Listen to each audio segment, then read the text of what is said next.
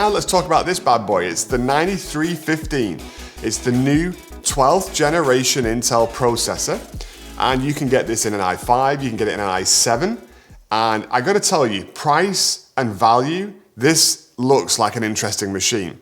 Let's look at this screen here at how you spec one of these out before we start talking about the device itself, because I think it's pretty interesting. At $1,099, $1,099, so this is $100 less than the new MacBook Air, for example, that's coming out. That's gonna be 8 gig, 256 gig. This is 16 gig, 512.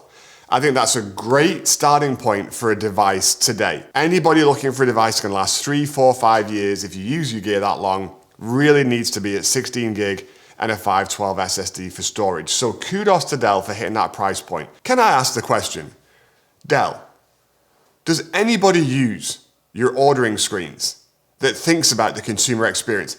When you look at this and it's like XPS 13, new XPS 13 Plus, new XPS 13, why are you confusing me already? An average person is gonna look at this and be like, what's going on? An XPS 13 and new XPS 13. Well, I don't want an old XPS 13. Why is it even there? Take it away and just admit that no one wants the old gen anymore and stick with the new. Don't confuse me. I've got these processors and then a bunch of gobbledygook. 12 megabytes of cache up to 4.4 gigahertz, 10 cores. This is why Apple wins, okay? Don't make it so confusing. Find a different way to show that information. Just say i5 and i7 and put the stuff in small print. I'm doing your job for you here, Mr. Marketing Company at Dell. Obviously Windows 11, Windows Pro, well, what's the difference? You don't want to click on Help Me Choose because then it gets super confusing and I get all this S mode stuff. I don't even have S mode as an option. Why are you telling me about it? It makes no sense. Chrome OS, Ubuntu, Chrome Enterprise upgrade. Guys, you're not getting it. This is why people don't buy it. It's too confusing. I get to the memory. LPDDR5. Why? Just tell me it's 16 gig. I don't care. You might be saying, but Mike, I do care. Really? Can you change it to LPDDR4? No. Can you change it to LPDDR6? No. So why do I care? It's 16 gig, just tell me it's 16 gig and just leave it alone at that. And then this is the beauty, the screens. So I can have a 13.4 1920 by 1200 Infinity Edge, non-touch, anti-glare, 500 nit display. Or I can have a 13.4 1920 by 12 Infinity Edge, touch, anti-reflective display. Could you take some of that and just make it small print and just tell me what I need to know? I can have the standard screen, which is not touch and anti-glare, or I can have the standard screen, which is touch and anti-reflective. What's the difference between anti-reflective and anti-glare? I'm just asking the question. Let's click Help Me Choose and let's find out. So it tells me about high resolution displays, it tells me about Dolby Vision, but Dolby Vision wasn't in the description anywhere. It tells me about Infinity Edge, but they're all Infinity Edge. Anti-glare anywhere? Oh look, I've got a great big chart that's this wide with full of numbers and I'm already bored. I'm uninterested. You've lost me. This is why you fail, Dell. Average people are confused by this. Even tech people get confused by this. I get confused by this. You are selling yourself short and losing business. Fix it. Top screen on this is a 3840 by 2400, so I guess it's 4K, but it's a 1610, so it's a little bit taller. And oh, it's an Infinity Edge again. If they're all Infinity Edge, why not just headline it as Infinity Edge LCD? And then you don't have to write it out 3 times in the boxes and fill them with a bunch of words that I don't understand. This is also touch, this is also anti-reflective, and also 500 nits. Okay, enough about my rant. The point is, you can spec this out pretty interestingly. It doesn't tell me any of the prices for these upgrades. I have to click on them to see the difference. So I can go to the 4K for only $200, but on a 15-inch, I think the 4K is a little bit more than $200. So that's interesting. Anywho, we spec this out, base model, $1099, in the new blue color, which is surprisingly identical to the Microsoft Surface Laptop Go. And I'm gonna drop a review on that, and you're gonna wanna watch it. And I'm not gonna spoil the thunder now, but you will be surprised at some of the things that come out when we compare these two devices, considering the Surface Laptop Go was $699, and this is $1099. But let's stay with the Dell, because that's why you're all here. And let's have a look at this beauty. I have an issue with XPS 13s. I've had an issue with them for a long time. It hasn't changed, and I wish it would. Dell had this great idea. They had a machine with great big bezels, and they shrunk the bezels down. And I think at that moment in time, they should have stretched the screen up. Most other companies, when they've reduced bezels, have made the screens bigger and kept the physical footprint the same because people were comfortable with the physical footprint. But Dell didn't. They made it small, and they got all excited saying, look, you can get a 13-inch laptop and it's the size of a 12-inch. Well, that's great, but it's like it's too small. It looks like a toy. Could I wear it on my chest like Superman? I don't know. You might think differently, and it's okay. We can disagree on this, but it feels too small. For a daily laptop where I want to get work done, I have to choose if I want a Dell XPS, this one, or the 15. But the problem is, the 15 isn't an XPS 13 stretched. It's completely different. It's got more ports. It's got more performance. They made it thicker and obviously a lot heavier. But it doesn't look like the same machine just stretched. Look at a MacBook Pro, for example, or even an XPS 15 to 17. It's essentially the same computer just stretched in screen size. You would expect, therefore, an XPS 13 to be the same computer, slightly smaller, but it's not. I've only got one USB-C on this side. I've only got one USB-C on this side. And I'm going to throw some specs up here on the ports and things so you can kind of see that. I think they should be the same across the range because this almost feels like an Ultrabook, like a MacBook Air type device, which is fine, but then don't call it an XPS 13 because where's my Pro version with the extra ports, with an SD card slot and that kind of stuff. But again, I hear you. You're going to say, but Mike, they can't make it so thin and light. Okay, I'm not disputing that, but then don't call it an XPS 13. Call it an XPS 13 Lite or somehow differentiate because again, your marketing department's failing here. You're making me think I'm getting an XPS 15 in a smaller size, but I'm not. And it's a toy size. Physically, again, we're doing a comparison review, but let me just show you. This is a 12-inch Microsoft Surface Laptop Go. This is a 13.4 Dell. Do you see that? Like, they're almost the same size, except this one has a 3.2 screen, which is a whole lot more useful with the extra height when you're trying to get work done. So we're going to talk more about that then. So let's look at the chassis itself. It's pretty nice. On the bigger XPS 15s, they used to have the grille across the bottom here, and I think actually on previous Gen 13s it was the same. So you would get some heat coming out the bottom, and I never understood that because a lot of people still use these things on their laps, so pushing the heat out to your lap doesn't make a lot of sense. We've gone to this rear grille. It's the same on the XPS Plus, just so you know, and the heat kicks out the back. It's still going to catch your legs, folks. I'm just going to be honest with you. And interestingly, I haven't had a lot of time to use this. I wanted to get something up for you quickly because I know a lot of people are wondering what these devices are like. This is the i5 chip. I wanted the i5 because I've tested a bunch of 12th Gen i7s and I've been a little underwhelmed. The i5, let me tell you, it kicks out some heat. Don't be thinking if you get the i5, you're not going to feel the heat because you're going to feel it. And I have not pushed this device at all. Web browsing, setting it up. The fans came on during setup. The fans were on when I was browsing a web page. So it's early days. It hasn't had time to kind of settle itself down, but I'm still surprised and disappointed by that. Then you got these grills at the side as well. And that's pretty much the underside of the XPS. Obviously, you can see all the screw holes. It's an interesting machine. It's an interesting size. You may love it. I just think it's too small. As we open it up, this is the, let me get it right, what did they call it? The anti-glare screen, not anti-reflective. If I turn the screen off for you, love the fact that there's no notch. It's a decent webcam. They managed to fit it in. Apple. Let's see no notches. But it's nice, and it does have that non-reflective kind of coating to it. I was expecting more like a traditional, not glossy screen.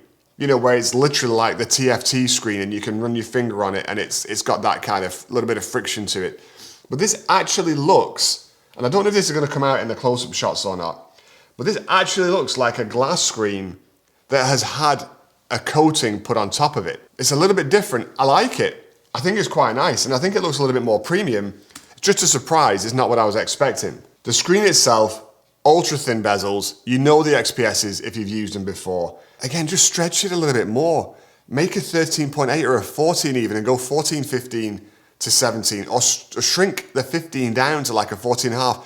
I think Microsoft nailed it with the Surface Laptop Studio. 14.4 inches on a 3.2 screen. It's glorious. You can get a ton of work done on it. It feels plenty big enough, but it's not so big that I'm carrying a brick in my backpack like an XPS 15 or something like that, where you get into like the monstrous sizes and the monster weights. The keyboard feels lovely. I've been playing with the keyboards, especially between this and the Plus, because the Plus is still freaking me out a little bit. The keys feel nice, and the trackpad feels okay. I don't know if this is the right way to say this, and I don't mean it disrespectfully to Dell, but it all feels a little cheap. Compared to something like a Surface, the keys, they feel like they've got a little bit more wobble to them, a little bit of looseness. Like there's a screw behind there that you could just tighten another quarter turn and everything would feel firmer and tighter. The trackpad is very reminiscent of the XPS 15, and if you watched my videos on that, you heard my comments. When you click it, but it still has that slight hollowness to it. Something like the Surface Laptop Go is very precise and very firm, and then you've got the haptic trackpads of the Laptop Studio and the MacBook Air, the MacBook Pro, which is completely different still. I think it should be better, and I don't like how small it is. Kick the keyboard back a little bit, or even just stretch the trackpad just a little bit more, but I think it should be bigger. Everybody's used to the larger trackpads, and there's a reason for it, because it makes life easier. This trackpad reminds me of the trackpad on a Surface Pro.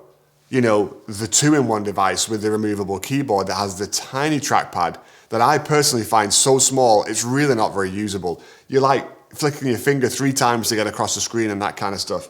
This reminds me of that. It's very small, and I don't like the black letters on the keys. The color of the blue is very faded, which is nice. It's like a pastel-y kind of blue, and you can see that here as I'm talking. I still think white letters on keys are easier to see when the backlight isn't on. Once the backlight's on, okay, apparently my backlight doesn't want to come on. Wish I could show it to you, but I'm gonna have to figure that one out. Well, apparently I may have a backlit keyboard that's not backlit. So, woohoo, great quality control there, folks. Anyway, normally on a keyboard with black letters, when you have your backlight on, everything looks great.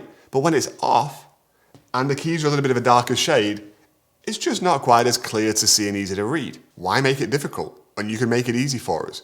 Personal preference, I know. Another thing that I find interesting on the keyboard, and again, it depends what you're used to here. So if you've been in the Dell world forever and you're thinking, Mike, you're being mean, you're hating on this laptop, it's awesome, it's beautiful, and stop it.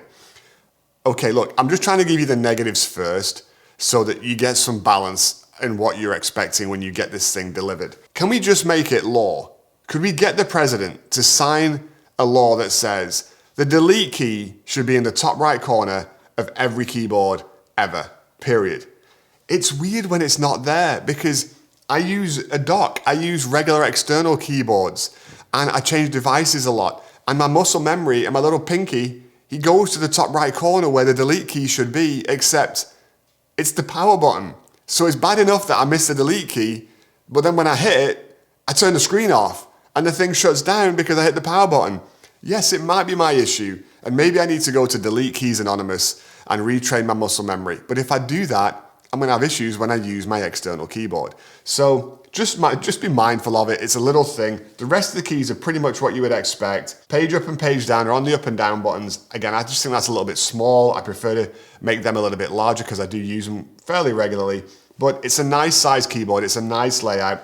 And look, it's not a bad keyboard. You're not gonna hate it at all. You can use it just fine. The key press is pretty decent. Again, I just think it just feels a little loose. And I feel like the 15 didn't have that same kind of hollowness to it. And I think that's really the best way to sum this device up, right?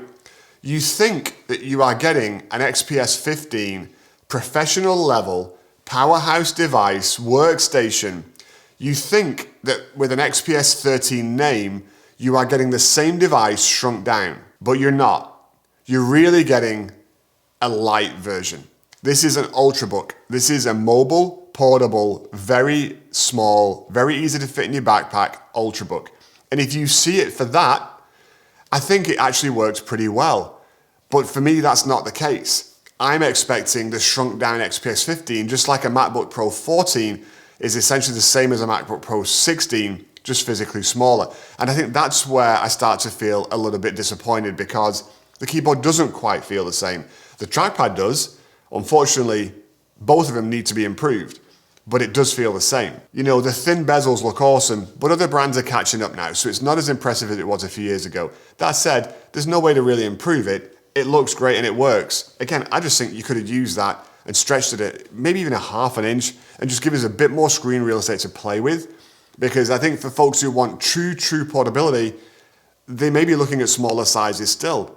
And I think that's the genius of Microsoft with the 3:2 ratio displays, because a Surface Pro at 13 inches on a 3:2, that screen is actually taller than this screen, just by a whisker.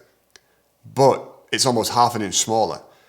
In usability, I think that matters a lot because the vertical height's more important than the horizontal width. Should you buy one of these? Look, at $1099, 16 gig, 512 SSD, Intel 12th generation i5. If you're a Windows user, what else are you gonna get for that kind of price point to deliver that kind of specs? Well, interestingly, quite a lot. Right now, I saw an LG Gram 16 inch. It's not an FHD screen, it's a higher than high def screen. 16 gig 512, and I think I saw it on sale for like $1,199, so maybe $100 more. But that's a 16 inch and it's a Gram, super lightweight, much bigger device. So you're gonna decide if it's gonna fit in your backpack. But there are actually a lot of options out there. The Surface range is looking very expensive right now. All the manufacturers, Samsung Galaxy Book Pro 2, I dropped a review on that. You can go check it out if you like. Again, great specs in that low double-digit range. So I think you do have choices, and I think there's a lot of choices. Battery life on all the 12th gens has been disappointing. This is again going to be a 5 to 7 hour machine if you're lucky. You're not going to get 9-10 hours out of this. And I think that's a real problem for Windows right now, when all the rumors are telling us that the new M2 chip in Apple is even more power efficient than the M1, which still 2 years later is killing it on battery efficiency compared to the Windows machines. In the real world, that's a challenge for a lot of people. And I get some of you dark and you don't care, but it is what it is. You've got some heat. It's not going away. So just be mindful of it. But around that $1,000 price point, it's a great machine. It's a great buy. Just don't think it's the best one out there. There are some other choices and they're very, very good. Performance on this is typical 12th gen from what I've seen so far. And again, I have not had extensive time to use it. If you're expecting 12th gen to be, high performance, high efficiency core, I'm gonna get the best of both worlds. It's not there. Every which way I'm looking at these devices, every time I get my hands on one, it's not there. It's a little bit of an improvement on the 11th gen in multi-core performance. That little bit stretches to be more than a little. And a lot of folks are talking about the fact that the i5s are the better value and bang for your buck because the performance gain on the i5 is bigger than the performance gain on the i7. So what you end up is the i5 is actually closer to the i7 now than it was in the 11th gen. But again, I don't think you're buying one of these as a performance powerhouse. If that's what you need, you're probably going a little bit bigger. Stick around, subscribe to the channel because I'm dropping a comparison of this with the XPS Plus this week. We're gonna do a standalone review on the XPS Plus. We're gonna do a comparison of this in the Surface Laptop Go 2. And when I do that, you'll see why I'm comparing those two devices, even though there's a $400 price difference between them. So we're gonna have a little bit of fun here in the studio at Mike Drops Tech. Wait, don't go right now. This is the bit that I need your help with. Hit that subscribe button. Hit the notification bell so you see my videos when they come out. Look, I work really hard on these. When you subscribe, you help the channel grow and you'll be awesome. So thank you for watching. Thank you for listening. And now you really can go. Till next time, it's gonna be amazing.